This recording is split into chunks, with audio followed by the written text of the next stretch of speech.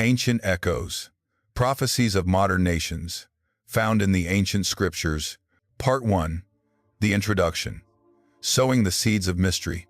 Under the gentle flicker of candlelight, as shadows dance upon ancient texts, we are drawn into a profound mystery, a whisper from the distant past that resonates with startling clarity in our present.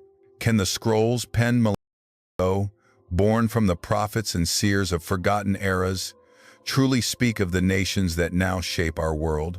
Is it mere coincidence, or does a deeper tapestry of divine foresight weave through the very fabric of history, revealing outlines of empires and peoples yet to emerge?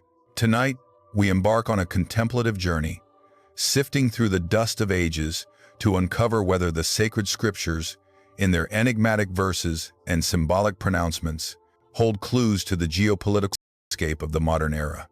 Prepare to witness how ancient words might illuminate the world we inhabit today, promising an understanding that transcends time itself. Part 2. The Journey of Deep Discovery. A.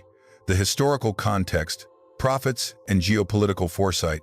To truly grasp the concept of ancient prophecies speaking to modern nations, we must first immerse ourselves in the historical and cultural milieu in which these prophecies were born.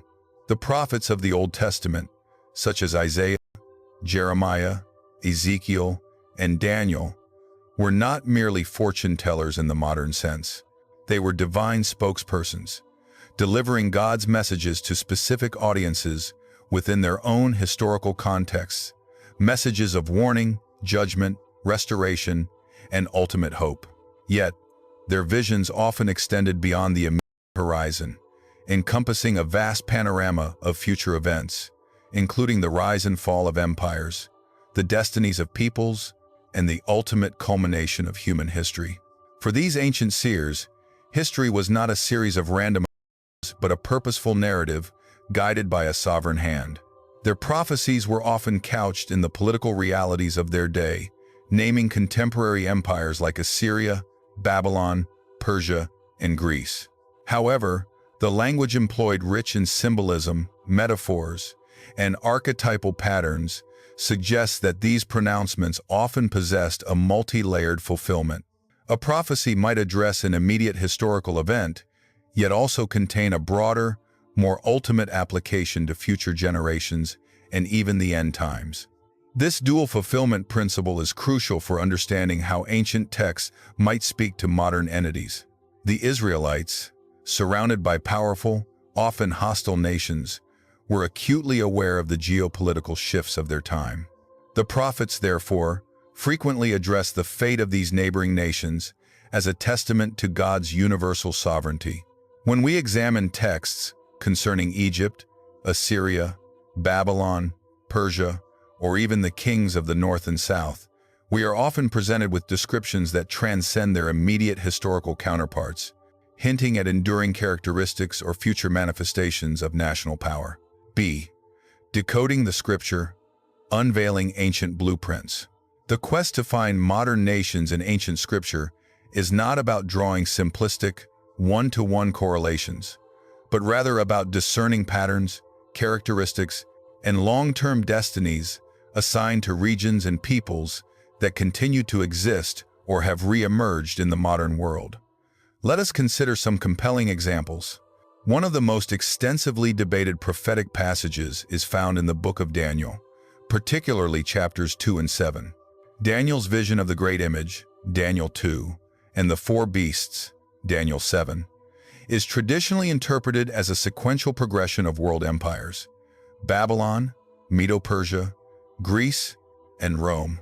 However, the feet of iron and clay in Daniel 2 and the 10 horns of the fourth beast in Daniel 7 have been widely interpreted by scholars to represent a fragmented, yet powerful, end-time empire or coalition. Many identify elements of this final stage with a re-emergence of Roman power or a powerful European confederacy, often linking it to modern European institutions that share cultural and geographical lineage with the Roman Empire. The idea of iron mixed with clay suggests an inherent instability, a powerful but brittle alliance that resonates with the complex political landscape of modern international relations. Moving to Ezekiel, Chapters 38 and 39 present a striking prophecy concerning Gog of the land of Magog, leading a vast coalition of nations against Israel in the latter days. The list of allied nations: Persia, Cush, Ethiopia, Put, Libya, Gomer, ancient Sumerians, often linked to Central Europe, Turkey, and Beth Togarmah, Armenia, Turkey, has sparked intense scholarly debate. Many commentators interpret Magog as a reference to ancient Scythian tribes who inhabited regions north of the Black Sea, leading some to connect it with modern-day Russia. Persia directly corresponds to modern Iran. Cush and Put align with Sudan, Ethiopia, and Libya. The combined imagery paints a picture of a major geopolitical confrontation involving a resurgent Russia and its allies, including Iran and various North African and Middle Eastern nations, in a future conflict centered on Israel. While specific identities are debated, the regional descriptors are remarkably consistent with modern geographical and political entities. The Book of Revelation also contains numerous prophetic pronouncements that are often understood in light of modern nations and geopolitical shifts. The imagery of the kings of the East, Revelation 16:12, for instance, speaks of a vast army crossing the Euphrates. This has led many to speculate about the emergence of powerful Asian nations, particularly China and its allies, playing a significant role in end-time events. The sheer scale and potential military might implied by kings of the East resonate profoundly with the growing influence and military strength of East Asian powers today. Furthermore, the great prostitute described in Revelation 17, riding a scarlet beast with 7 heads and 10 horns, is often interpreted as a powerful, global political and economic system, or even a specific city. While some identify it with a revived Rome or a future global capital, its characteristics reigning over the kings of the earth suggest an entity with immense international influence, hinting at a globalized economic and political power structure that finds parallels in our interconnected modern world.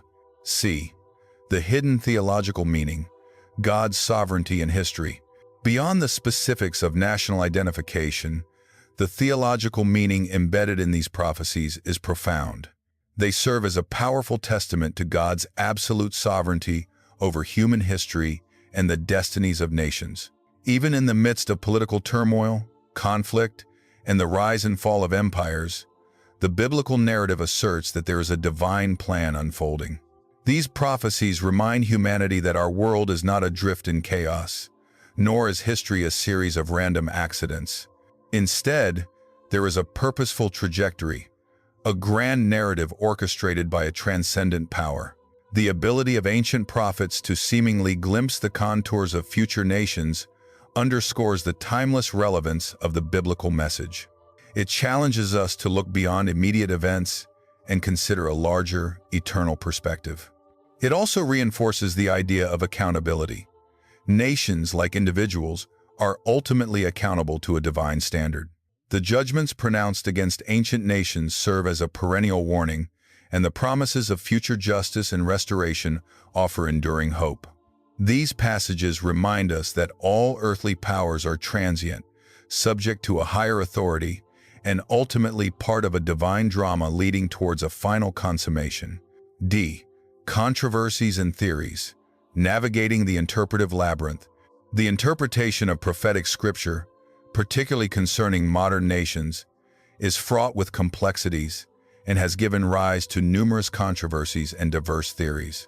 One primary challenge lies in the nature of prophetic language itself, which is often symbolic, metaphorical, and non-literal. Distinguishing between literal fulfillment and symbolic representation requires careful hermeneutical principles. Some scholars advocate for a futurist interpretation, believing that many end-time prophecies about nations are yet to be fulfilled and will manifest in specific modern entities.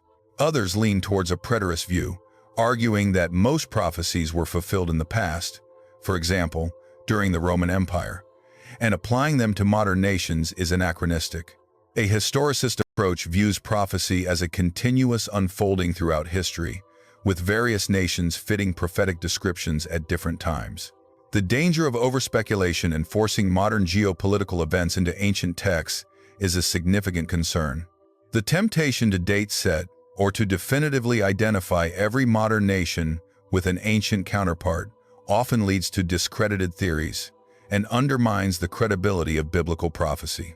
Critics also point out the fluidity of national identities and borders over millennia, making precise identification challenging.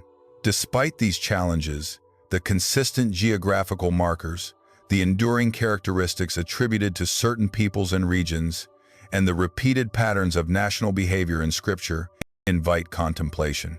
The very act of seeking these connections forces us to engage deeply with the text, to consider the ongoing relevance of ancient wisdom, and to grapple with the profound implications of a God who not only speaks through time, but also orchestrates its unfolding. The conversation itself, with its varied interpretations, highlights the living and dynamic nature of prophetic inquiry. Part 3. The conclusion. An eternal echo. As the final embers glow, we reflect on our journey through the ancient scrolls, where whispers of the past seem to converge with the realities of the present. We have explored how the biblical prophets, in their profound visions, might have etched blueprints for nations that would rise millennia after their words were first penned. From Daniel's great image to Ezekiel's formidable coalition and Revelation's global powers, the echoes of their pronouncements resonate with striking clarity in the geopolitical landscape of today. This exploration is not about definitive pronouncements or absolute certainties, for the tapestry of prophecy is woven with threads of mystery and divine purpose. Rather, it is an invitation to profound contemplation. Can history truly be read through the lens of ancient foresight? Do these texts offer more than mere coincidence, pointing instead to an overarching narrative where every nation, every empire, plays a part in a story far grander than itself? Perhaps the most enduring echo of these ancient prophecies is not merely the identification of modern nations, but the powerful affirmation of a transcendent design, reminding us that even in the tumult of our world, there is a divine hand at work, guiding the destinies of peoples and nations towards an ultimate, eternal horizon. What, then, does this say about our own place in this magnificent, unfolding